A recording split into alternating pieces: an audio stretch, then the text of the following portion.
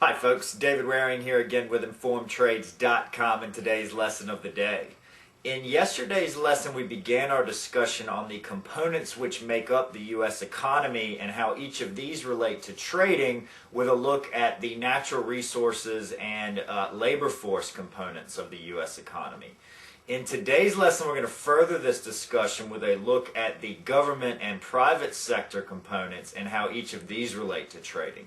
So let's get started. Okay, while having lots of natural resources and a large, well-educated labor force to produce goods and services from those natural resources is a great thing, without a way to organize these first two components of the economy, not much would get done. This is where the small, medium, and large businesses which make up the private sector come in. In addition to organizing the labor force to produce goods and services, the private sector is also responsible for raising the capital necessary to bring all these things together.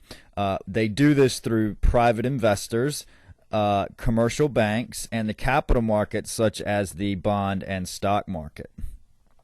While many people think that the U.S. economy is dominated by large corporations, it may come as a surprise the large role that small businesses play in the U.S. economy.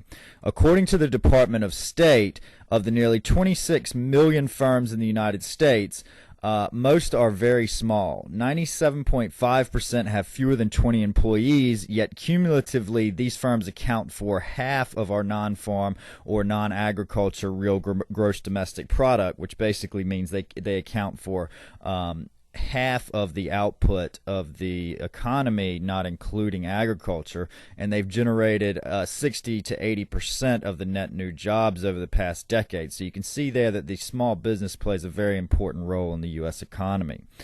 While we'll get into more details about the private sector and how all this relates to trading in later lessons, it should be obvious at this point the large effect that the private sector has on all markets, as they are the ones who, number one, raise capital through bonds and stocks that we then trade, number two, produce goods and services which drive demand for the commodities that we trade, and then number three, affect the foreign exchange markets that we trade by playing a role in what goods and services are produced domestically, which we import from overseas, as well as cross-border mergers and acquisitions, all things which affect the value of the U.S. dollar or whatever currency it is that we are trading. Okay, so we're going to get into more details of exactly how all these things move the markets and how we can actually place trades based on that, but you should have a good overview there of how the private sector can influence the market. Okay.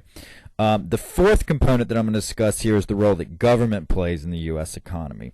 There's several important roles that government plays here which can drastically affect the markets, one of the most important of which is that of regulator. Okay, there are many parts of the U.S. economy that the government regulates, with some of the more prominent areas being antitrust laws, or laws that are in place to protect the consumer from businesses that grow so large that there are no other businesses that can compete, basically allowing those businesses to set unfair prices due to lack of free market competition. If you followed the markets over the last several years, Microsoft has had some issues with this, becoming too big, and the government becoming worried that there might be unfair competition there.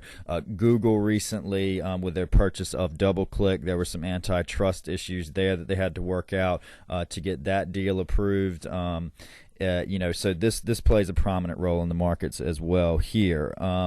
Also, environmental rules to protect the environment. They set caps on how much a company is allowed to pollute, and then has, through agencies such as the environmental protection agencies, come in to check those things. And then also, and perhaps most importantly for us, they regulate the capital markets through agencies such as the Securities Exchange Commission and the Commodities Futures Trading Commission, the SEC and the CFTC. Okay, the primary way in which the role that government plays in the regulation of the economy affects us as traders is through how increases in regulation and decreases in regulation are taken by the market.